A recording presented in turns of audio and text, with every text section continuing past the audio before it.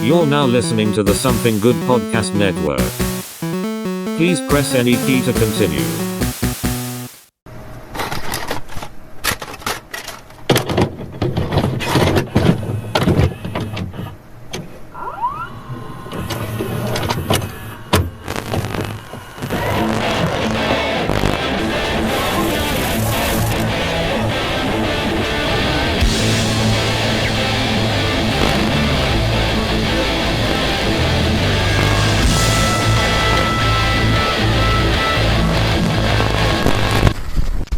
Hello everyone, this is Chris from the Couch Potatoes, Something Good For You Network, the Cryptic Conspiracy Cult, and whatever channel I want to fucking make up.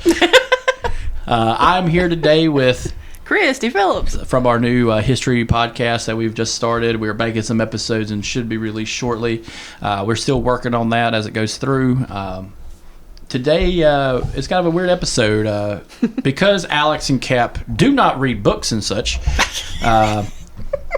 I decided to do this episode based on the books me and Cristy have read and that we enjoy. And please feel free in the Discord to tell us any books that you think we should read, and I can tell you why I wouldn't. And I can tell you that I might. So just going into it, what do you remember? Like the first book you read, like the first like novel. Oh, novel. It's probably you read in school, but like novel. Mine was Charlotte's Web. I would probably say it was. What you're saying, novel? Ugh. A book? Shakespeare count? No, that's a play. I don't know. I swiped Mom's copy of The Dark Half when I was probably 11. Hell yeah. I regretted that decision quickly, but yes. That Jacqueline Hyde story. Mm-hmm. It's a wild fucking book. Well, yes. Stephen King books are wild as shit anyway. Oh yeah, they are. Absolutely. Do you ever like try to do the connection between all the books? I like to do that with the main novels, but the movies, it's fun to do it with the movies because I try it with the movies a lot. Well, there was one they had made a sequel to The Shining called Dr. Sleep. I had actually started it not too long ago, and then something happened and I got distracted. Because me and my buddy argued that the villain is a woman. Yes. And I argued that the villain is actually Ellie Creed. That would make so much sense. I'm just like this in the fan fiction of Stephen King. The AU. The villain of the horror universe of Stephen King is Ellie Creed, because we don't know what happens to Ellie Creed. Yeah. She may have survived because she had a form of the shine because she talks to a ghost. Mm-hmm. And she wasn't there. So maybe she kept it going. Yeah. And I don't know. I just like the fact that. In the book Needful Things, the guy who brings all the guns to town is the guy that tries to kill the Chance from Stand By Me. And the Nazi from At Pupil is only here because Andy Dufresne from Shawshank Redemption gave him a fake passport and let him in. It's just like, oh, Andy, you son of a bitch. I liked you, Tim Robbins, you son of a bitch. But yeah, I remember the first one we read in third grade. That was the first big book, Charlotte's Web. And then we watched the movie. Oh, God. Charlotte, where did she go? She died. She's a spider who lived an infinitely long time for a spider. Yes. And may have caused a religion to form in that small farm town. It's a spider that reached English. Yes. Which is probably why I never read it as a kid, because I absolutely am terrified of spiders. Well, with you being an English teacher and whatnot, what would you say, are there any books that you had from middle school and high school that you wish you could, teach now? Honestly, as messed up as it is, there were two that really got to me in middle school. And one of them, they were both kind of similar as far as subject matter goes. One is a local book, and it's called Witness to the Horror. And it is a first-hand account of individuals in North Carolina who survived the Holocaust. It's survivors from concentration camps. It's American soldiers that came back and stuff like that. And it's all local stories. What was it called again? Witness to the Horror. That sounds like it sounds like a rap album. It sounds like, oh shit, RZA featuring Eminem, Witness to the Horror, coming at you now, circa 1999. And you're going to hell, hold the door for me when you get there. So, Wu-Tang is for the children. Yes, I agree completely. That one, for sure. And then I do not know if my 6th grade librarian is still alive. If she is, God bless her, Miss Clendenin. Such a name. I had to do the accelerated reader program, which was trash. I hated it. Did y'all have the green and yellow and red dots on the books? Yes. God, that was a bitch and a half. I hated them so much. They gave me a book. It was a green dot, but I peeled it back. There was a red dot underneath it. You cheated? No, they changed it. Like somebody put a sticker on that motherfucker. But I remember the test was a bitch. Yeah. I ended up. I got mad because I've always been of the theory of nobody's going to tell me what to read. Nobody's going to make me read something. If you have to read it for a class, that's different. But when the school is going to make you read a book, that made me mad. Because I accept that my history teachers will have me read a history book, or my English teachers will have me read a book with English stuff in it. Yeah. But when the school, who does not teach me things, makes me read a book, it makes me angry. So in 6th grade, I was all up into Shakespeare and Stephen King. And he wrote the King James Bible. I believe it. No, I heard an Irishman say that right before he beat a man to death. And I was getting ready to start Anne Rice, 8th grade and 9th grade, so you're reading porn. I was reading Anne Rice, you call it what you like. It's a Harlequin novel. With better writing. Anyway, so I walked into the library and I found Miss Clendenin, and I said, Miss Clendenin, they're making me read something on the accelerated reader list. I said, I want one book that I can read one time and be done. I won't have to read anymore. I won't have to mess with this list anymore. I can read what I want to. I want to go back to reading what I want to.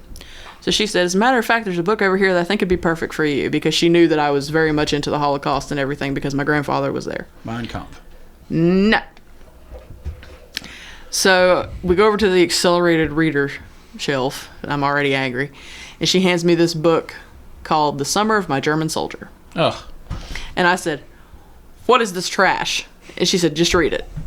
So I go home and I read this book in a day. And for those of you who haven't, I don't know if I would recommend it, but it's there. To do with as you should. Yeah. It's about a Jewish girl who her father owns a business in town. I believe he's a tailor, or he owns some kind of shop. I'm not sure. Like a secondhand store or something. I'm not sure. And her mother is this super quiet, meek little housewife, and she never talks at all. And the dad is very violent. And he's borderline abusive at the beginning of the story.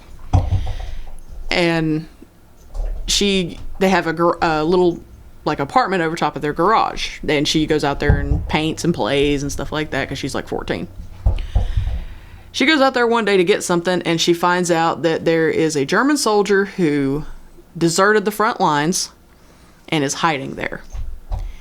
And since she's Jewish, she really doesn't want to protect him. And he ends up telling her, that's not what I believe. They came to my house and they told me I had to join or they'd kill my family, and I don't want to be here. That's why I left, and all this kind of thing. And they end up becoming friends. And it gets to the point where at one point her dad finds out something she did, like she snuck extra food to him or something like that. And her dad, it goes on for a very long discussion, which trigger warning if you need it. It goes into a long discussion about how her dad chases her into the backyard. He takes his belt off and proceeds to beat her with the buckle of his belt. I mean, badly. Yeah. And she's screaming. And then while he's hitting her, the soldier comes out and he comes up behind her dad, and he's got his, I know the Americans call it a K-bar, but whatever the little knife is that you carry in the military, he's got it raised, and he's going to kill her father because he's beating her to death. And she starts screaming no, and her dad thinks she's screaming no because he's hitting her. But she's actually screaming no to the soldier to keep him from killing her father. And spoiler alert, the town finds out he's there. And they find out she's harboring him. And the end of the book is her being taken in a cop car because she aided and abetted. They already took him away in like a military vehicle. And all the townspeople that she grew up with are throwing rocks and stuff at the car, calling her a Nazi and calling her all these names and all this stuff, and that's the end of the book. I remember reading this garbage, and I took it back to the library, and I'm like, all right, where's the thing where I take the test? I sat down, I took the test, made 100 on the test, and I got up and I said, okay, now I'm done, right? She said yes. I was like, good. Going back to reading Shakespeare. Yeah, I didn't get into reading the plays or anything until like high school. But I remember we did have free reign in middle school a little bit to read whatever we wanted, because the accelerated reading program it wasn't a book the teacher had, it was a book we picked out. And I picked up a book by mistake called An American Tragedy. Ooh, I've heard of this. There was a couple books named after that, but this is a very thick book. And I just read Grapes of Wrath around that time, and it's a very large book. Grapes of Wrath is about the Depression, and it's very sad. Yeah. But it's still a good book. American Tragedy is about the story of Sylvia Likens and the murder of Sylvia Likens. Yes, I have heard this story. And this is like the big first true crime book I ever read. And this is what got me into it. But the problem was I couldn't shake it. That was the problem. It took me a good 2 years to shake this fucking book. Yeah. Because of how visceral the murder was. And they made movies about it. They had one called The Girl Next Door, which was like Jodie Foster and shit like that. But I remember reading that, and I said, I think I'm done reading. For a little while. And I'm done now. I think I'm done. And then I started picking up like the classic ones every now and then, like Crime and Punishment. And then I got a hold of Truman Capote had wrote the first true crime novel. In Cold Blood? In Cold Blood. And I got so stuck on that. I was just like, holy shit, these people in the middle of fucking nowhere got murdered by two guys that just showed up out of nowhere, out of the ether. And I'm just like, what the fuck? And it kind of freaked me out a little bit for a second. And then I just kind of got, like, you kind of just slide into the groove of like, yeah, murder happens every day. I was like, yeah, whatever. But the fact that I was in middle school reading that was probably not good. No, because a lot of kids are reading Harry Potter, Aragon, and stuff like that. But, I had read up at that point. I had read The Hobbit already, and The Hobbit was the only fantasy book I had really read before. And you recently read The Hobbit, didn't you? I read it a few years ago, but I teach it. Yeah, you teach it.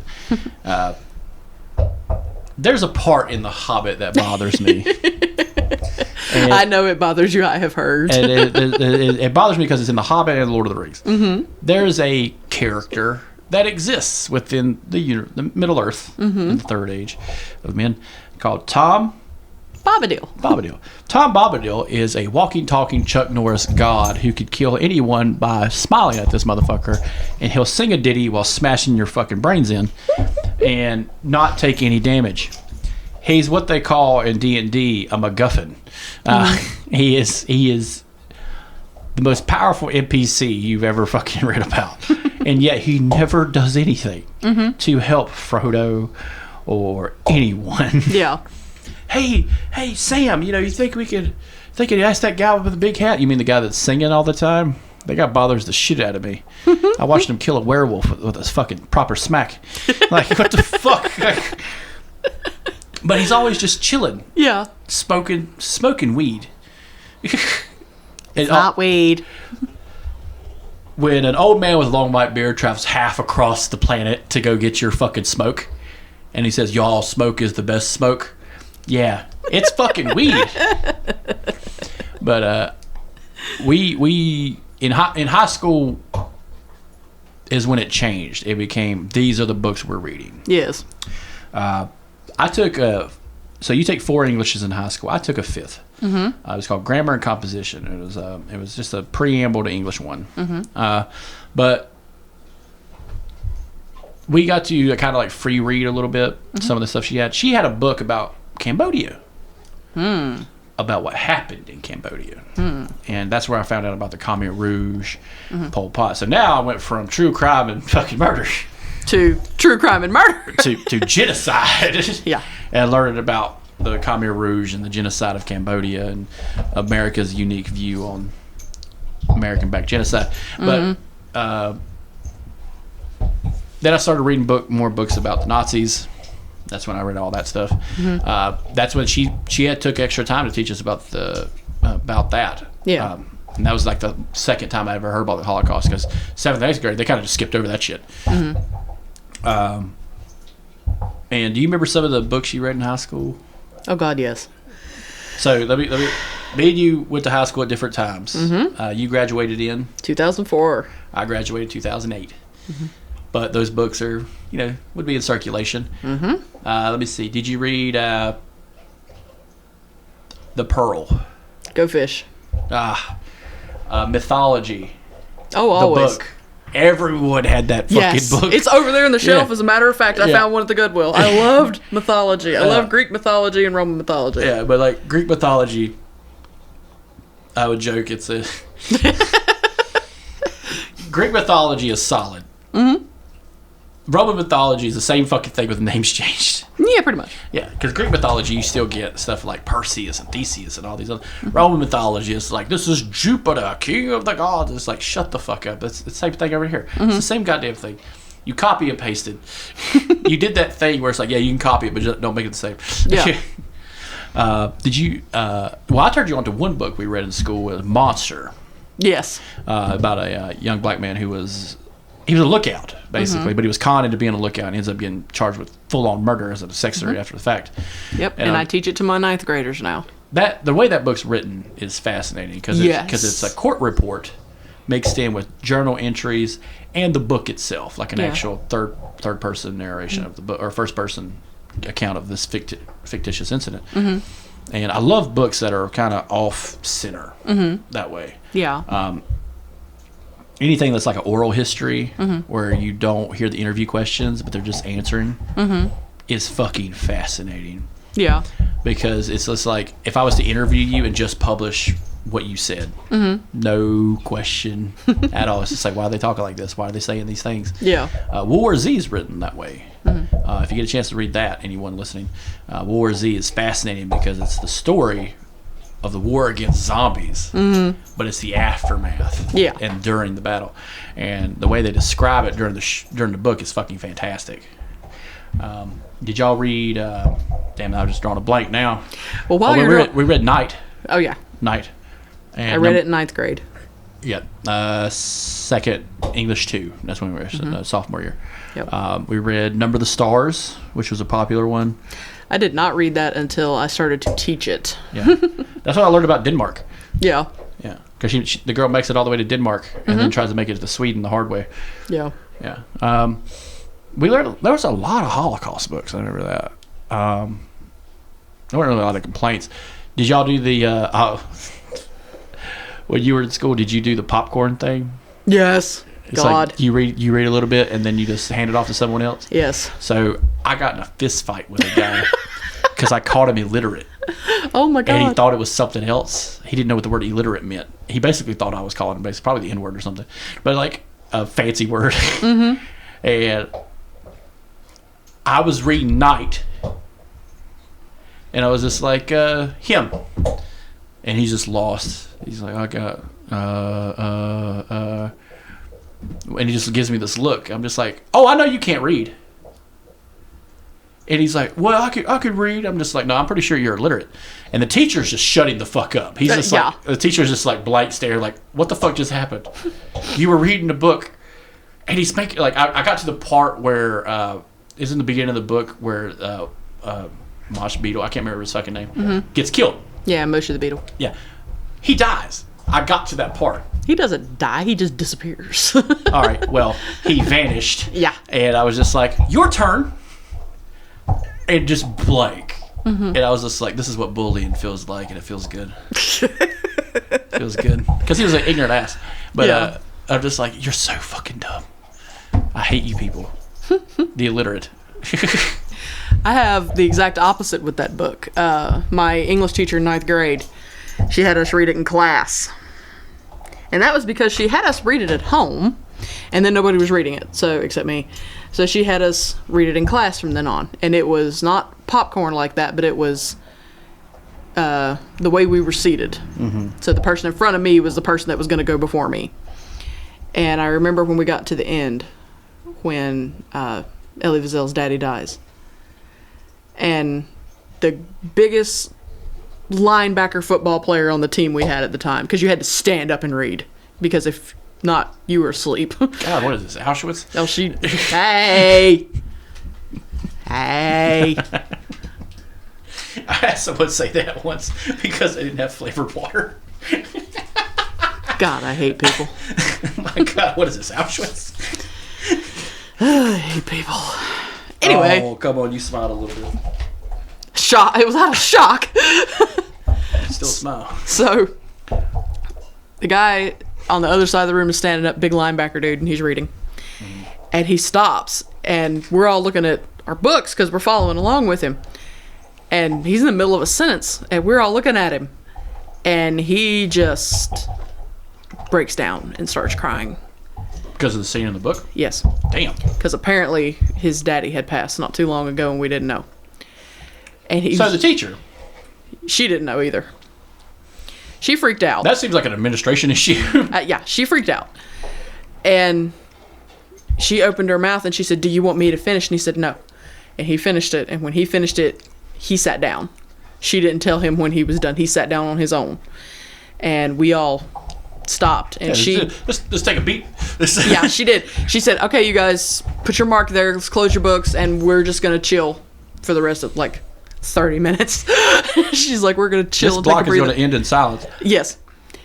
And I will never forget that moment as reading that book, and from now that I teach it, I've seen that happen in kids, because I'm privileged to know a little more about the background of my kids than your average public school teacher is. So I have kids who have had something like that happen, so I have to tell them, hey, this is going to be really rough. Elie Wiesel doesn't pull any punches with the way he writes. This is going to be 1 minute everything's fine, and the next minute it's all gone to hell. So be ready. And if at any point we need to take a break, you let me know. So I had a student not too long ago. He said, "You told us this was triggering. Why is this triggering?" And I'm like, "Well, there's a lot of death. There's a rape scene in here. There's a lot in here." And he goes, "I don't think I'm going to be able to do it." And then come to find out, his entire family died in a car wreck, and he was the only one that lived. And I'm like, "Okay." I said, "Well, I tell you what." I said, "I'm going to have you sit with another teacher, and I'm going to let you read Number of the Stars. Same concept as far as time period goes. And I want you to give me some kind of project at the end, because I know you're going to get done with Number of the Stars faster than we're going to get done with Night." So he ended up writing Number of the Stars as if he were in Number of the Stars. So we did that too in school. I remember that in 6th grade. That was the Irish teacher. She was our English teacher too. Yeah. That didn't help.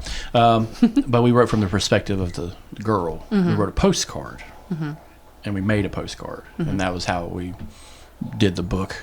Yeah. Yeah, and it was wild as fuck, because I remember she catches some kind of parasitic ringworm or some shit, and she loses her hair and shit. It was rough. It was a rough book to read. Yeah. But he did that, and he did that on his own, because I couldn't come up with, I wasn't sure what to do with a poster, because I asked him, I'm like, "Do you draw?" He's like, "No." I'm like, "Okay." "Do you do music?" "No." Like, "Okay." "What do you do?" So he said, "I write." I'm like, "Okay, write me something." So I figured he was going to write a poem, or I even told him, I said, "You can write a haiku, just something small. It doesn't have to be something major." And he ended up writing me 4 pages, front and back. And it was solid. Him. Yeah. If he had been there, what he would have done. And he talked about breaking off and joining up with the resistance fighters and all this kind of stuff, which would never have happened in a million years. But the fact that he paid enough attention and cared enough to do that was really cool. No. The projects were kind of shitty. I always hated doing English projects. We did have a gender bend book. I think it's not called The Glass House or The Yellow Wallpaper. I think that's what it was. But it's the perspective of a woman who's basically having first world problems, and she's being smothered basically in her house. That's The Yellow Wallpaper. Yeah. Well, she's having a terrible time. And rightfully so. Because her husband's an overbearing asshole. Yeah. But at no point does he whoop her ass that I recall. No. But it is an overbearing it's a very one-sided relationship. Well, he's a doctor, and then he tells her, "I know what's wrong with you. Yeah, he's gaslighting her the whole time. You have feminine hysteria." Yeah, well, that's a real thing. So I'm going to take you to this lake house and let you just relax. Don't come out except like 1 hour every day and just breathe and sleep. Like a 23-hour lockdown federal prison. Yeah. But ironically, her sister's there and she's there the whole time and she's allowed to walk around and do whatever she wants to. And every time that woman sees her sister, she's with her husband. Irony. Yeah. So we read this story and it was a perfect number of men and women in the classroom. Mm-hmm. I was partnered with my neighbor, Lacey Cole. Mm-hmm. Me and Lacey went to elementary school together, middle school together. And everybody's going to do this version where the guy has to be in the house and the woman has to dictate.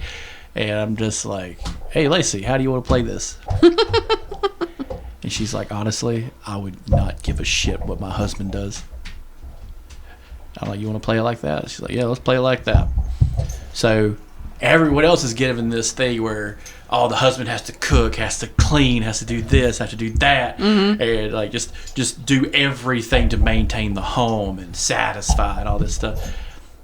Lacey's like, so Lacey, where would Chris, your husband, be? Wherever the fuck he wants to be.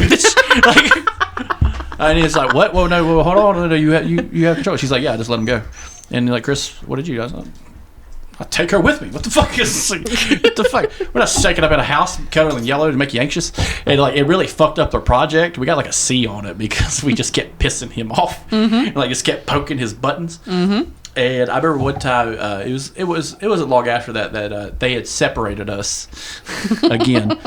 And I'm sitting there and we're reading. No, it was English 3 by that time, junior year. We're reading Of Mice and Men. Oh, God. For those who don't know, Of Mice and Men is about a man named George and his slow-witted friend, Lenny. Lenny is, and I quote, retard strong, kills a woman by strangling her to death by accident. Kind of like, petting a rabbit too hard. But, like, he kills her. And granted, she's a whore. But still, he kills her. So, George, as an act of sympathy, puts one in his brain. And there's a very visceral scene where they're at a pond. He's talking about this farm they're going to raise rabbits. And that's what Lenny loves, is fucking rabbits. And bam. And that's the end of Lenny. Mm-hmm. And this girl next to me starts bawling her fucking eyes out. And it makes me so uncomfortable. I'm just like, cha-cha-cha. Like, I'm just like, it's not that bad. It's fiction, bitch. Like, stop crying. It makes me uncomfortable. Now I just love that shit. And I cry all day. I don't give a fuck. But I'm just like, you need to chill. Because you're making me fucking uncomfortable. Oh, my God. We would read books like that. But, like, I did like my English 3 teacher. Because she introduced us to another book by the same author, Monster. But she read it out loud. It was about Vietnam. It was about a squadron of black soldiers in Vietnam. And we all got to read a part of it. And I said, something doesn't sound right in the book. And she's like, what do you mean? I said, he said he leaves in 1975. I'm like, Vietnam ended in 72, 73. Did he stay in Vietnam? And that'd be really dangerous if he did. Yeah. And she's like, well, I'm not sure. I'm just like, well, it just kind of threw me out of the book a little bit. And she's like, are you sure? And I'm just like, yeah, I'm pretty sure Vietnam ended during the Nixon administration. So, yeah, 1972. I'm pretty fucking solid sure. And she looked up. I was like, oh, you're right. And I was like, okay. But I said that kind of took me out of the book a little bit. I'm like, are we sure we're talking about the same area? And it turned out she had missed a whole chapter in reading. Oh, wow. Where they go to Cambodia. Oh. That's why he comes back in 75. Is because he moved from the front of Vietnam to do some shit in Cambodia. And she's like, wow, you caught that pretty quick. I'm just like, well, first of all, I didn't catch it. You fucked up. Teachers are people too. Yeah, and she fucking hated magic. We would do magic tricks, and she fucking hated that shit because she hated illusions. Like, we would take a Rubik's Cube, undo it, and just put it back together. It's like she hated that shit. Like, little things bothered the fuck out of her. Yeah. But damn, she was a great teacher. But I remember I got really into reading autobiographies and stuff like that. And I got my hands on Helter Skelter around that time because my dad kept telling me about it. I read it beforehand, but I didn't really read it, and I was just like, "Oh fuck, these goddamn hippies are dangerous. Like, you can't trust hippies." And then you meet my dad. But well, he's not that kind of hippie. He just has long hair. Check out the Cryptic Conspiracy Cult. We do an episode about Charles Manson, that shit fuck nephew of his. Shameless plug. Shameless plug. But I remember getting kind of a resurgence in reading around 2008 when I started just picking up random books, and I found one called Survivor. So I like reading plausible fiction. Kind of like Monster. Monster is plausible fiction. But this one was about a guy who survived a cult as a young man. And part of the relocation program for this cult, who all committed mass suicide, by the way, relocation program for the people of this cult were to make them, studio housing, 1-bedroom houses, bathroom, and they would have a job like cooking or cleaning for a family or something like that, and that would be their job. Pause. Sorry. And we're back. We had to do a quick commercial break. Thank you, Crunch and Reese's Cups. But I remember reading this book, and it's so visceral to read. I recommend anybody to read this book because there's a giant plane on the cover, but the way the plane is drawn, it's like the Catholic cross. It's got the spherical shine on the outside and gold trim. And the book is written backwards. Oh, yeah, I remember you telling me about this. The pages start at like 296 and go down. And he's telling this fucking wackadoo story about how he got really into listening to people on the suicide hotline and not saying anything, just answering and not saying anything and just hearing people kill themselves over the phone. And then going from that to meet a girl who said she was a psychic, and then just traveling the country doing stupid miracles or some shit, and until he creates a cult of his own and ends up fucking it up and flying a plane into Mecca. Yeah. And then it was just like, holy shit, they went a lot between the beginning of that book of him just staring at a fucking telephone with a fish and just like going to hijacking an airplane. But that guy that wrote it, Chuck Palahniuk, writes all kinds of batshit crazy books. I recommend pick up any book. They're all insane. He wrote a book about a girl who goes to hell because she OD'd on marijuana. It's fucking hilarious. Now some of the books that y'all read, did y'all have to read any of the any sci-fi books or anything like that?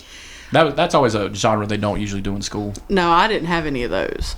I know that a bunch of my friends, when I was in high school, branched out and read like Dune. Fuck yeah. And oh god, what was it? They read Dune, and then they read, I can't remember, something like The Last Man on Earth, like a book. Yeah. It was like that, but it was some kind of book. Yeah. They read that kind of stuff. I never got into the sci-fi, and we didn't have it in school, so I never really paid much attention to it. But you got to teach like sci-fi now, don't you? With like Hunger Games and stuff like that. No, you don't have to. But it's like part of it's not required reading, but it's like part of accepted reading. Yeah, you can. You can teach Hunger Games. I teach it. Hunger Games is part of a genre called Hero's Journey, and it falls under tween fiction. It falls under that category of how the hero's journey works because there's a circle graph that you use. Yeah, Dan Harmon uses that to write stories. Yeah. It's the Harry Potter journey. I won't do it with Hunger Games or Harry Potter. You can, but I do it for The Hobbit. Did you ever read Harry Potter? I tried. So you want to hear a funny story about Harry Potter? Sure. Simple synopsis. His parents are murdered by a bad guy. He meets a homely looking dude and a half-breed chick. They hang out for like 7 years. They kill the bad guy at the end, and he becomes a cop. The end. That's how it ends. He becomes a magical cop. What you want? What you gonna do? No. Stop it, you're too white. I'll play that shit every time I play a cop. Oh, God. But no, the Hunger Games, I remember reading book 2, and the book 2 had such a great ending, and then they made a third one, and I'm just like, oh, that's fucking dumb. Yeah, you made a mistake. I mean, Mom got me into horror. So when Mom got me into horror, awesome. I got into like Goosebumps. Yeah, everyone had those fucking Fear things. Street and all those. I didn't have Fear Street. I had the Goosebumps books. Oh, I love the Fear Street books. I like the Choose Your Own Adventure. Yeah, those were cool. so much fun. But you always had to like a Post-it note or something in there just to figure out where you went. No, I'd always dog-ear my page. Nah, I didn't do that. That'd fuck up the book. Yeah, I don't do it now. I'll beat somebody's ass if they dog-ear pages in my books now. But yeah, Dune was the shit when I was a kid, man. I remember reading that. I was just like, it's Star Wars. It was Star Wars before Star Wars because that's what George Lucas pulled from was Dune. Mm-hmm. And it's the hero's journey with more steps. Mm-hmm. Because they're on the planet of Arrakis. It's, a desert planet. Mm-hmm. Everyone's got this cool-ass name, except for one of the heroes. His name is Idaho. And it kind of takes you out of it for a second. Because it's like, this is Philandrel, Aragorn, Tom, Frodo, Gandalf, John. And it's just like, one of these guys don't fit. Like, I really fucking hate them. Like... But the guy's name's like Duncan Idaho. That's his fucking name. Nice. And I'm just like, all these guys have like crazy ass fucking names. And then like you read like see the Star Wars stuff. It's like Luke Skywalker, Han Solo, Leia Organa. Who's that? Oh, that's Tim. Tim the engineer. Tim the engineer. What does Tim the engineer do? He's an engineer. He's killed 68 rebels. Whoa, that's a lot. He's like, yep. We don't know his last name. He just walked on. That's the story I want to see. Mm-hmm. Is the Star Wars story was just some random serial killer just walking on board? Yes. I remember reading Hellraiser for the first time when I was like 19, 20. I found it in the youth section of the library. Yeah, I didn't read that until you gave it to me. Boy, that's fucking wild, ain't it? Oh, yeah. Yeah. In the young adult section, I think. Oh, Kirsty Cotton. She walked up on the wrong fucking people. But we've talked about Hellraiser quite a bit, so I'll just leave it at that. But I remember reading some of those banned books, like Catcher in the Rye and shit. Mm-hmm. I'm just like, oh, this book sucks. I've actually, in my old age now, in my recent age, I have been goodwilling and been collecting those because I've never read those kind of books. Catcher in the Rye is about a selfish teen who deserves every bullet he catches. Well, he needs to catch the rye, and the rye is the bullet. I have that one on the list to read. Life of Pi, Fahrenheit 451. Now, Fahrenheit 451 is Ray Bradbury, when he wrote that book, he was with other like science fiction writers like Robert Heinlein, L. Ron Hubbard, who created Scientology, a couple of Isaac Asimov and all these guys. These guys were like the shit. Mm-hmm. And back then, your form of entertainment were a book's called Ace Doubles, where like you turn it and like the cover's here, you read it halfway through, and then it's like, hey, flip the book around, and you flip the book around, and there's another book, and it's Ace Doubles. I got quite a few of these in plastic. I'm kind of glad I saved them, but they would write these fucking stories, and Fahrenheit 451 is fucking rough. I know what it's about. It's about book burning. Yeah, it's just one of those things I've never actually read myself. Yeah, he wrote that based on the rise of Nazis. And there's a kind of a wonderful takeaway from that book. It's actually a quote. I forget who made it, but if they're willing to burn books, they're willing to burn people. Mm-hmm. And that's kind of like what you get out of that book, because there's one guy who goes against the grain, and it's just like, I can't do it. Well, why are we burning these books? It's just it adds to that dystopian like fiction, like the Hunger Games and all other tween fiction nowadays. Like Maze Runner and all that. Yeah. But that's lazy. That shit's lazy. But I liked one of the science fiction books I think are fucking hilarious is Starship Troopers. Mm-hmm.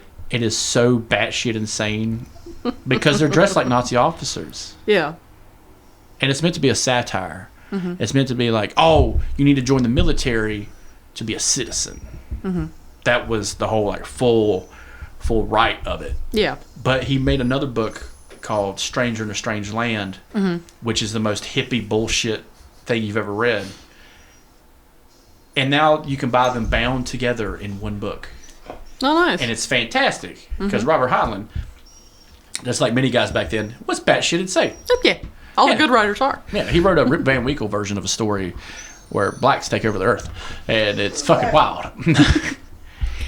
Well, I got into Edgar Allan Poe in like elementary to middle school. That's sad sack. That's Mom's fault.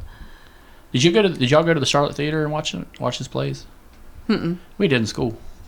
We watched 3 of them: The Telltale Heart, The Monkey's Paw, and it's not The Raven, but it was another one. But we went to a theater, like an actual theater, and watched people play this out. And the way they do it is, for The Telltale Heart, they hook the amphitheater part of it, the speakers, thump slightly, just a little, while he's talking the beginning part. And then as the story progresses, it gets louder. After he dies, it gets a lot louder. Yeah. And it's just like, holy shit, a play could be this good, man. Fuck yeah. And like where he reaches through the floorboard and pulls it out, he pulls this little thing out, and you're so far away from the theater, like from the stage, you don't really feel it. But the way the light shines on it, it turns into this like ruby shining red, and it kind of like sparks the light out a little bit. And you're like, whoa, that's fucking awesome. And it's the heart. But it's actually just like a little tack that's streaming the light. I was like, fuck yeah. That's awesome. Yeah. That was back when schools were lazy and just showed movies. And that, because we went and saw Lord of the Rings movie in school. In like 8th grade, we saw Return of the King in theaters. I'm just like, we didn't even read this book yet. Like, why the fuck are we watching this? It was when the theater was brand fucking new. Brand new. Yeah. States. So before they demolished it and created a Nissan dealership. Oh, dear God. This town has no culture. Dead in water, baby. So, another one of the things that I enjoyed reading when I hit like high schoolish was I've always been a big horror fan. So I'm like, okay, now I've got to read Dracula. Gotta read Phantom of the Opera. Gotta read Frankenstein. Boring as shit. I actually liked them. Frankenstein's good. Frankenstein, because it's written about woman. I have an affinity for female authors over male authors sometimes, just like singers. But that's good just because I know the history of that. And it's technically the first sci-fi novel. Yeah. Sci-fi horror novel. But Dracula, Bram Stoker's Dracula is kind of boring as shit. Anne Rice's like horror fiction is real good.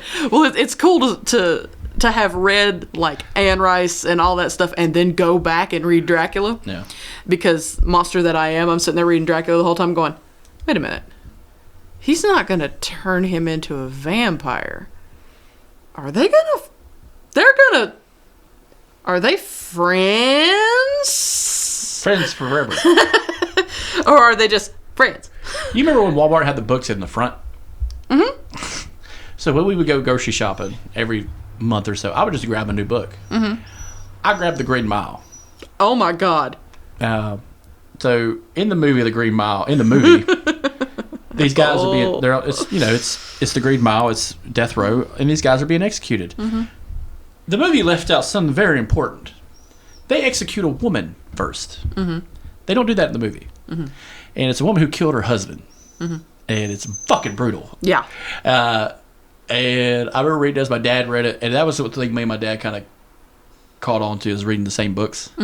Because I would read something or he would read something he was straight off. And I got him on a roll of Stephen King books recently because I got a Kindle. And I got him to read Needful Things. I love that book so much. So because when I was on dialysis and having to go to like treatment and stuff, I would read a whole book. If it was short enough, I would read a whole book. I read Animal Farm in like a handful of hours. I hated that book so much. I loved Animal Farm because it's just like the whole statement of Animal Farm is some people are more equal than others. And I'm just like, fuck yes they are. Subliminal messaging, anyone? I might be an anarcho-socialist. Or a pig. Like, I can't tell. Like, You can't be like when you take away from that book, you're either the pig or the communist.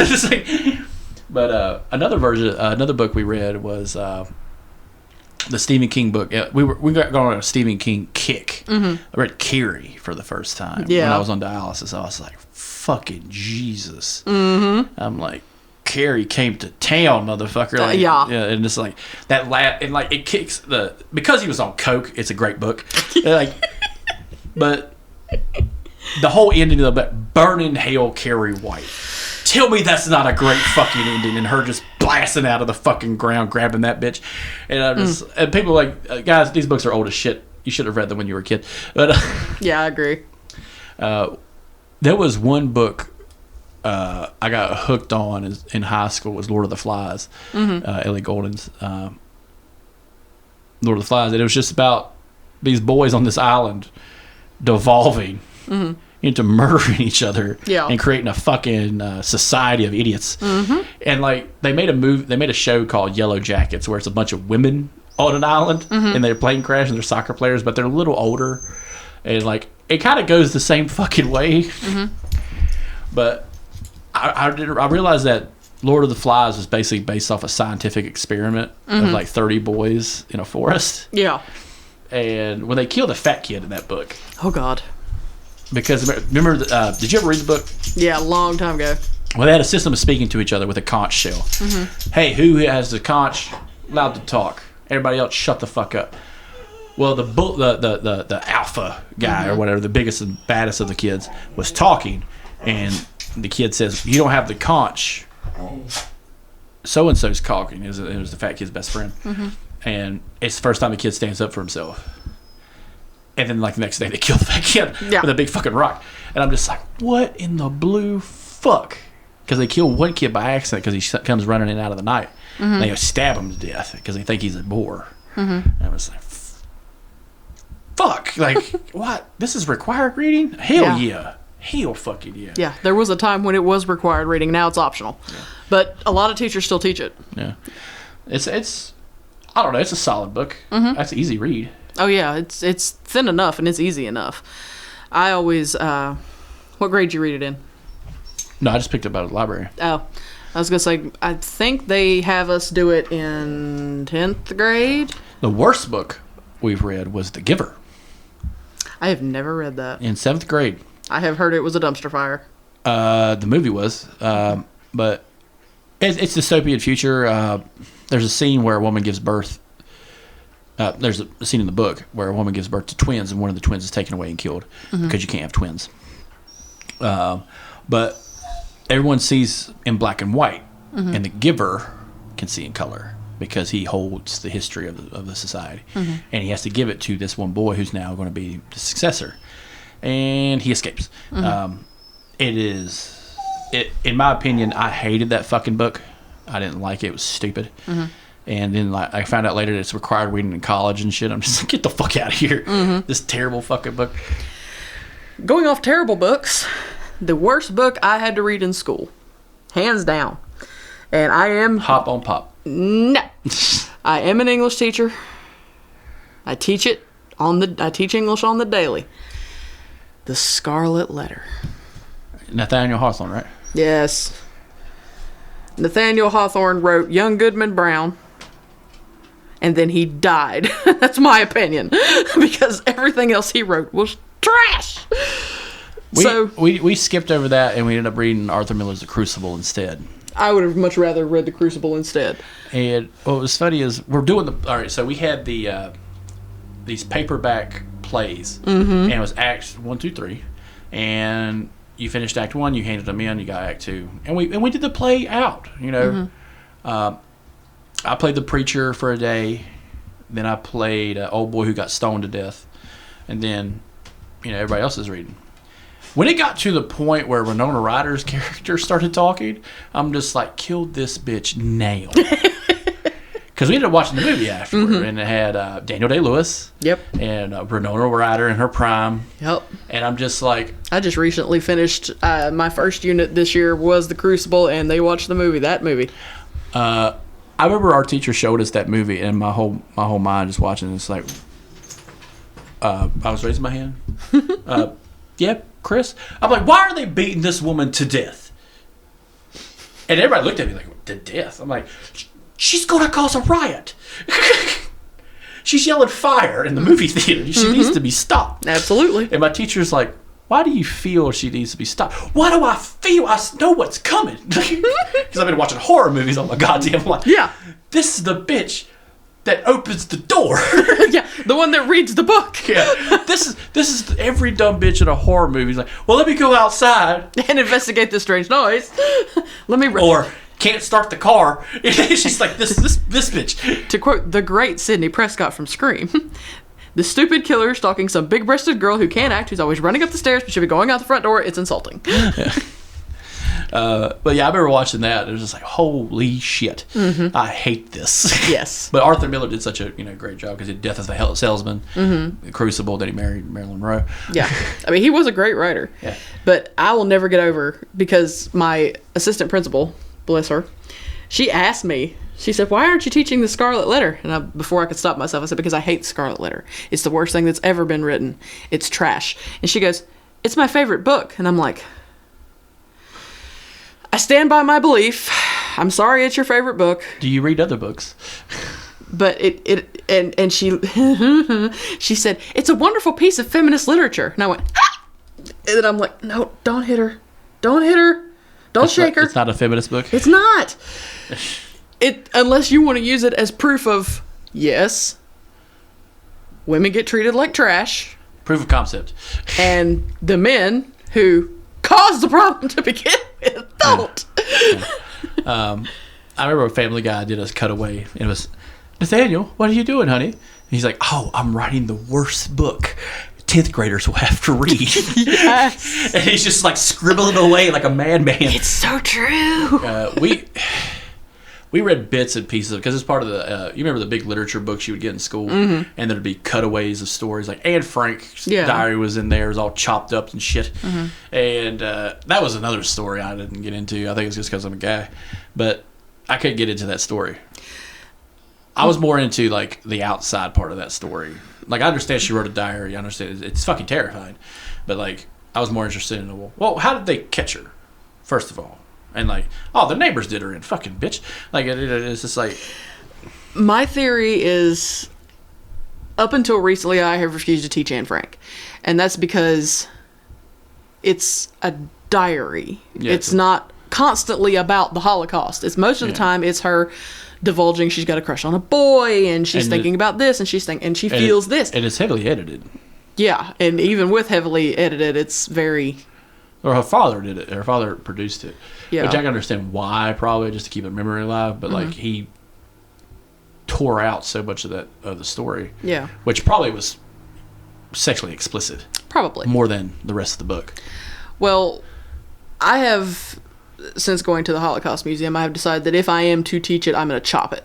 Yeah. And I'm just going to talk about the stuff that pertains to the Holocaust itself instead of like her feelings and her emotions and all that kind of thing. Well, as a teacher, do you think you're kind of hamstrung on what you can teach kids on, like, with upcoming things regarding banned books? North Carolina's not really known for that, but Tennessee is, and Virginia, South Carolina, and the belt buckle of the Bible Belt, North Carolina hasn't really gone that far yet. Yeah, but. Do you feel yourself being hamstrung a bit by people kind of banning books? Actually, no, luckily. The school I'm currently at is fairly laid back as far as what we teach. Because it's for degenerates. Stop it.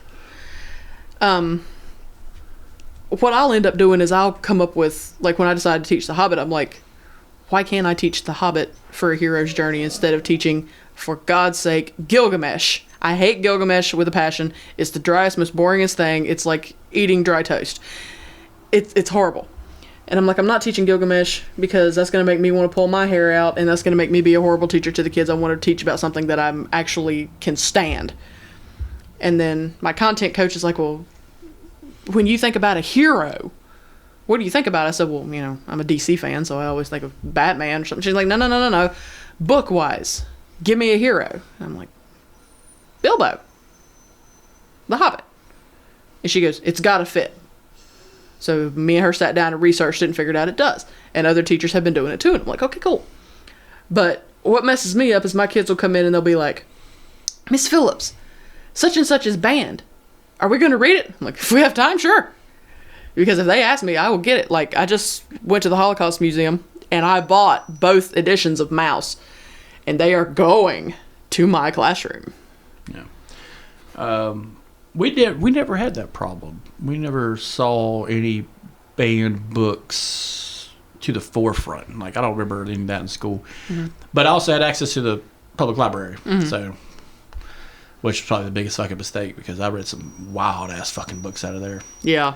I read the explanation of smallpox, AIDS, and HIV/AIDS, smallpox, and influenza. It was a book just about those three things. So light reading, huh? Light reading. And I enjoyed it so much, I bought the book. Mm-hmm. Like, it's fantastic to read. It talks about the breakdown of each one. Yeah. Of plagues. It's a book about plagues. Mm-hmm. And I remember reading that, and I don't know if you remember the layout of the original Iredale Library. I do. Yeah. So you remember you walk in the front door, you swing a right, there's the children's section, you keep going, and then there's everything. Mm-hmm. So if you had gone past the kids section, swung a left, there's everything. There's the bad books. Mm-hmm. And that's where they put banned books. Mm-hmm. And I would just snatch one out that motherfucker, read it, and that book sucked. Toss it back in there. Mm-hmm. And then they built a new library that no one goes to,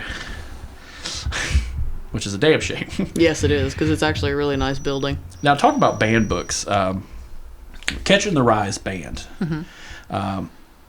I read it. It should be banned because it's fucking dumb. But like Mouse, which is just a graphic depiction of a Holocaust as cats to mice, I can't see that being banned. It is on the list. I know that. Do you know why it's on the list? Probably because it's pro-communist or some shit. Because get this shit. 1984 mm-hmm. is banned because it's pro-communist. In Russia, it was banned because it's pro-capitalist. This is the people that run the world, and they're fucking dumb. You know why? Because they ban all the books. They ban all the books. And like 1984 is just a dystopia. Yeah. And like you pair it up with something like Brave New World, mm-hmm. which is another dystopia, mm-hmm. and we're living in it. Yeah. Brave New World is about people accepting the new reality. Mm-hmm. Take your soma and shut the fuck up.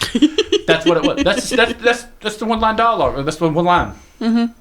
Description of that book. Take your soma, shut the fuck up. Mm-hmm. 1984 is we're watching you. We're always watching you. Be cool. Mm-hmm. And now you put that together, you got now. Mm-hmm. So everybody's cherry picking. Yeah. What you got? Animal Farm is banned. Mm-hmm. The Jungle was banned by this is recent by Upton Sinclair. That's the meatpacking industry. Mm-hmm. Which when it came out, people were like, "Oh God, that's how the sausage is made? That's disgusting. I'm not buying sausage." So it changed the whole fucking industry. Yeah. But there are so many fucking books. Why is Mouse? Is it because of nudity? Yep. But it's the mice. Yeah. See how stupid that is? I agree. It's cartoon mice. I agree. Granted, they had it coming, but...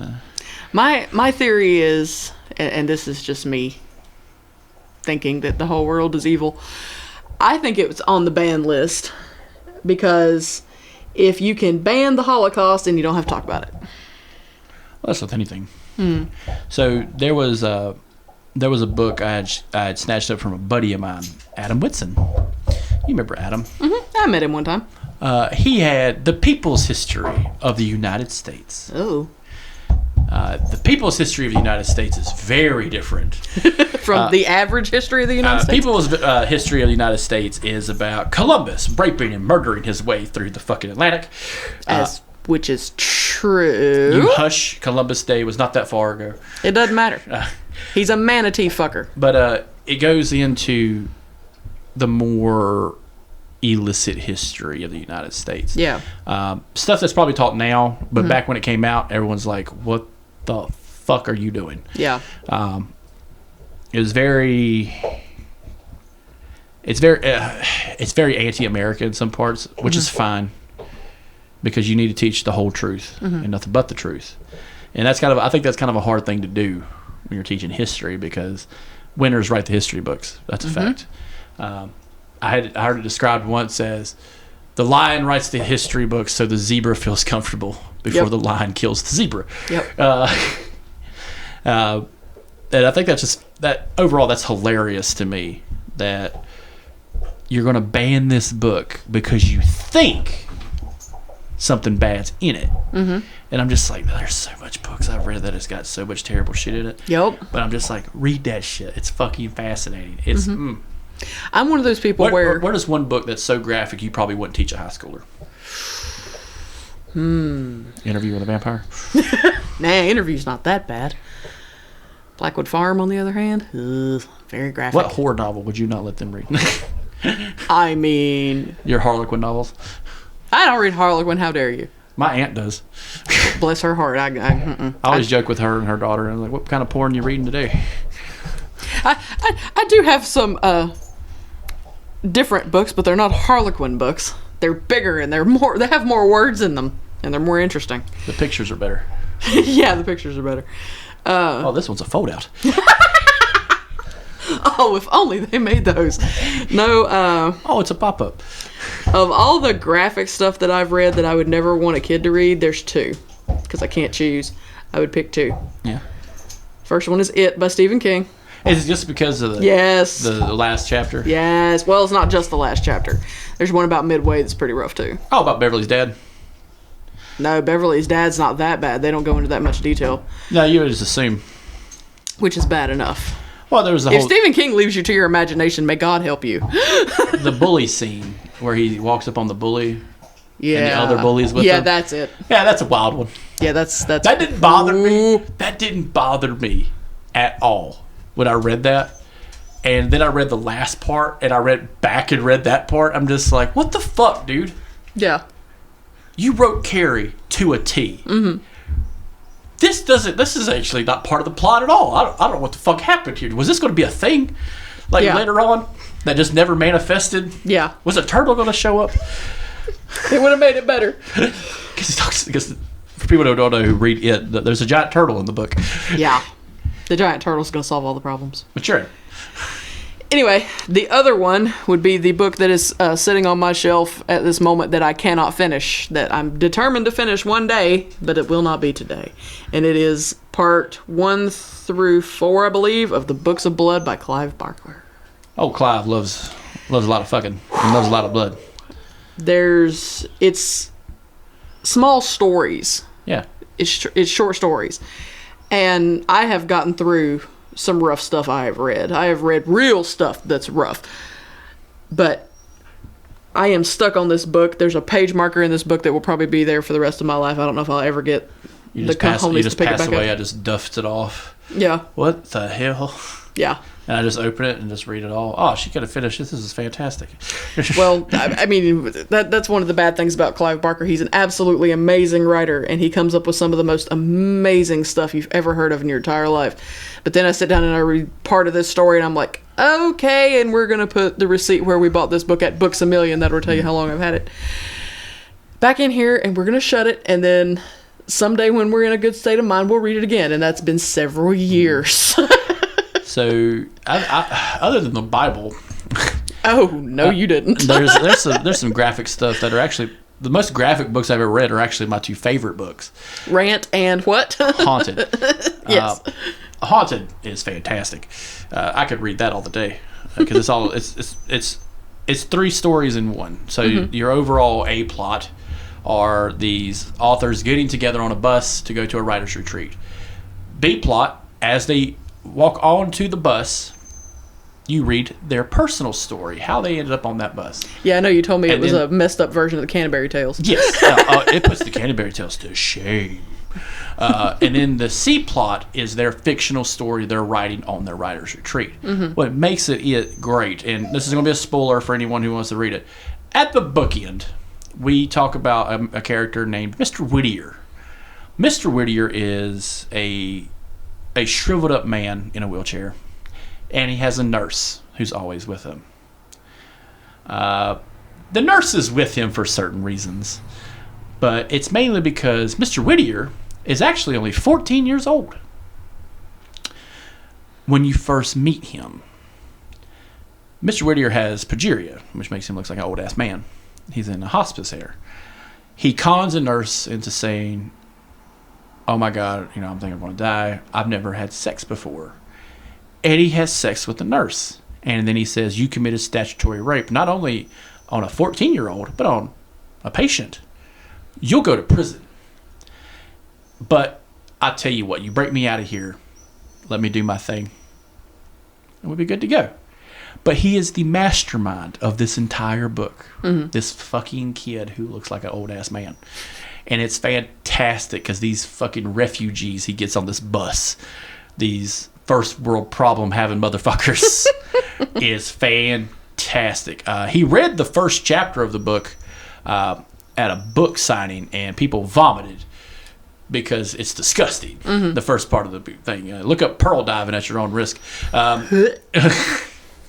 But so that's that book, and then you got Rant. Mm-hmm. Rant is an oral history of the guy who somehow, it's a fictional book, who created he's patient zero of the rabies human virus, where rabies affects the human being worse than rabies. Mm-hmm. And it's a sci-fi novel. It's got all kinds of crazy shit in there, and holy shit. There's so much realism in the book. You're like, holy fuck, this is real. This could happen. And like you kind of perk up when you're reading it. Mm-hmm. And they're so graphic and violent. And I'm just like, there's so many cool characters in the book. Mm-hmm. They're all talking shit about each other. Yeah. Like Casa, there's a character named Echo Lawrence. Echo Lawrence survived a car accident both her parents died in. She ended up getting paralyzed on the left side, so she walks with a limp. She becomes a prostitute of sorts. Mm-hmm. And she cons people out of money because people feel bad for her. Mm-hmm. She prostitutes herself to couples, and she'll show up with a bag of stuff. It's like, you can use all this stuff on me, but she's coming in with a limp. Mm-hmm. And she has this big giant, like a mini billy stick, mm-hmm. but it's a baseball bat. It's a pink. And she's like, and you can use this too. And like they just feel bad for her and just give her money, and she walks out the fucking door. That's just one character in this stupid menagerie of idiots. Mm-hmm. But the main one is Buster Rant Casey, and he's a monster of a human being. The best monster of all. And I love this motherfucker so mm-hmm. much. He would take his hand and stick it into foxholes and the fucking gopher holes or pit vipers and snakes and spiders and shit, and they bite the shit out of him. And he'd develop immunity, kind of like a Pentecostal preacher with snakes. Mm-hmm. He'll develop an immunity, mm-hmm. and his fucking skin would be like bumps and stuff, and he'd just be rocking out with those things. And his parents fucked him up, obviously. His mom would put tacks and staples in her food so they make sure they would slow down and enjoy the food, because her husband and son would just keep coming and just gobble all the food down, and she'd be crying because she spent all this time making food. He'd make grenades out of fucking eggs and shit. Like it is wild. Apparently, dang. I read this book like 4 times, and I'm just like, I kind of want to read it again just because it's so fucking fucked up. It's kind of like when you want to watch something again on YouTube or Netflix, and you're just like, well, let's put it on, let's see what happens. Yeah. But those are the most graphic. I would not give those to kids. 18-year-olds, maybe. Maybe.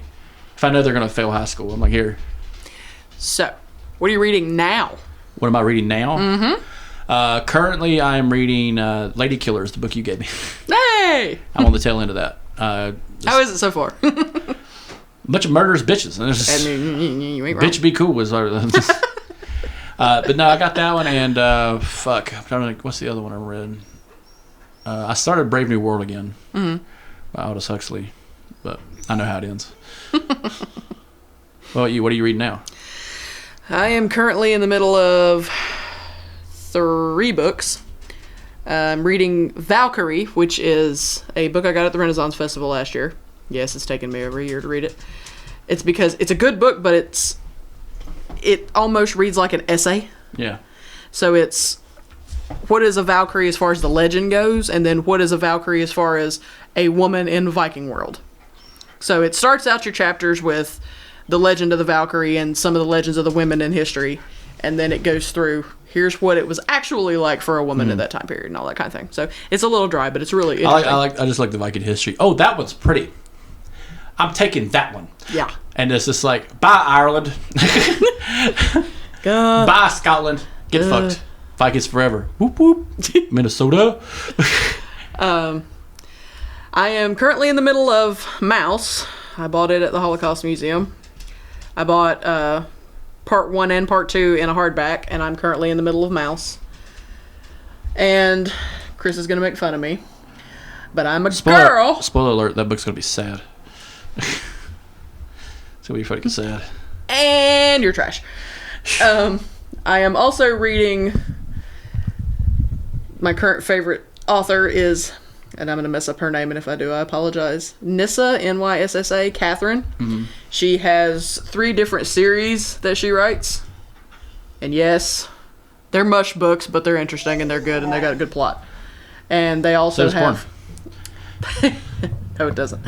And they also have their action suspense romance novels. Mm-hmm. So it's not just that stuff, it's actually detective stories. I heard like a TikTok has gotten a book section now. Yeah, I'm there. And I'm just like, what the fuck? I live on Book Talk. I am there. But but some of the classics, you read in school, are just awful. Yes. I remember reading one called The Pearl, and it was just like, I don't give a fuck about this island child. God, does she drown? Please tell me she drowns trying to get this pearl. Like, fucking Jesus. That's how I feel about Old Man in the Sea. I'll tell you which one is good. Which, if you like The Hobbit, The Once and Future King by T.H. White. Mm-hmm. It's the story of King Arthur, but it's the full story. Mm-hmm. That has been put all bound together. Yeah. And, so you have the sword and the stone, mm-hmm. but then you have later on where King Arthur gets it from a lady in the water. Mm-hmm.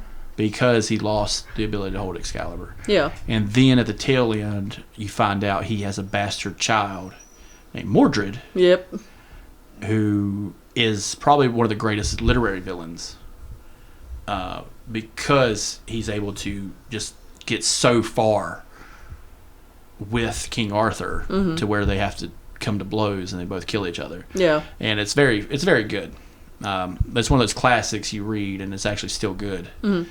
As opposed to, I don't know, fucking Dracula. Which is I like Dracula. Which is just lame as shit. I like the Dracula on Netflix.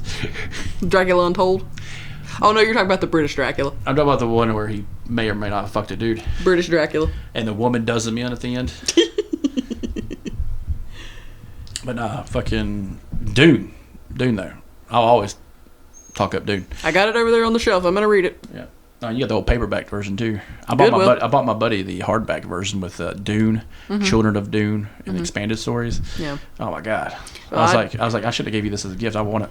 I just wanted the first one because I was going to see how I liked it. Yeah. Charlie made me read the Poisonwood Bible. Dear Lord. It took me over a year. Have you actually read the Bible? Yes. Yeah. They lost me around... Leviticus? No, they lost me right before Revelations. But I got that far. That's the best book. No. It's the best book because it's not true. It's the only part of the book that's fiction to most people. Because it hasn't happened yet. I'm not going to say what I think, but yes. No, mine's the story of Samson. Mm-hmm. Samson's story is fucking hilarious. Hey, where'd Samson go? Oh, he went to go kick some ass. What happened to his wife? She slept around. What happened to the guy she fucked? Oh, he killed them all. Mm-hmm. Actually, he killed a lot of people out of just sheer jealousy. And it's just like, yeah. That's my shit. But yeah, Charlie had me read the Poisonwood Bible. We did a thing one summer. Me and her went Goodwill shopping and thrifting for books. And what is that book about? It is... About witches in it? No. Lame. It's actually the opposite. It is about people who kill witches. It is about a family of... what are they called? It's going to mess me up. The word has left me. When you are religious and you go on a pilgrimage Missionaries. Family of missionaries. The dad's a preacher. And they are Georgia. They're in Georgia. And Georgia, the country or the state? The state. Okay. And he is a Baptist preacher, Southern Baptist preacher. Oh, those are fun. And he has his wife and 4 daughters. And they're all various ages. And it's the 60s, the 50s and the 60s when the book's set. So they go to Africa. And they wind up in Africa right before the apartheid happens. What, in South Africa? Mm-hmm. Why the fuck would they go to South Africa? Because the Lord called him to go and preach to the Africans that we've got to bring them to God. That's what's wrong with them. That's what he says. He says all the trouble that's happening in their country is because... But of all the countries, you go to the one that has the most wealth. Well, they end up in a village up north, yeah. But the book ends in South Africa. Because... spoiler if you haven't seen it. If you have not read it, I apologize in advance. One of the daughters dies. She gets snake bit, and she dies. And when she dies, the mom finally just tips right off the edge. And she goes in the house, and she takes all their furniture out and puts it all in the yard. And then she packs up her kids, and she leaves. And they leave the dad there. And he's pretty much wandering off in the woods and being crazy. Yeah. And she puts one girl on a plane and sends her out. She ends up making it to South Africa. Mm-hmm. But the rest of them, her and another child that are left, get on a boat and they go back to Georgia. And then there's one teenage girl who's left because she's in love with a local boy. So they get married. And it's everybody's perspective after it's over with of where everybody ends up. But it's a really good historical fiction thing where they talk about the apartheid and they talk about the rise and the fall and all that kind of thing. And it's a different perspective. So you have one girl, the girl who gets on the plane ends up marrying the pilot. Mm-hmm. And he's trash. Very much trash. So she ends up landing a rich landowner in South Africa, white guy. And she runs an inn or a hotel. And she's just like raking in the dough. And she talks about how she doesn't understand why everybody's so upset about the way everything is, that everything's just fine. And then she's of the mindset of these people already have it made. Why are they complaining? And the daughter who stayed with the local boy, he speaks out against the apartheid. So he's a political prisoner. They take him political prisoner at one point. Mm-hmm. She has a kid with him. They take her political prisoner. And then you have the two that are back home talking about what the world looks like from Georgia and everything like that. But it's a good book. It's just very long. Yeah, not running my speed. Just say, like, the first part you had me with, one of the daughters died, and I was just like, oh shit, it's the reaping. This is going to be the shit. Yeah, that doesn't happen until the end. Yeah. But, no, that's a pretty solid episode, I think. Everyone listening, if you enjoyed this episode, let us know in the Discord what some of your favorite books. Speak to us, fellow book nerds. Yeah, I'm tired of just watching movies and television shows with the illiterate. Like I said, Alex and Cap, I don't think read at all. Bless their hearts. I'm joking. Cap reads. He's got my book ranked. Oh, God. All right, guys. Thanks for listening. Have a good one.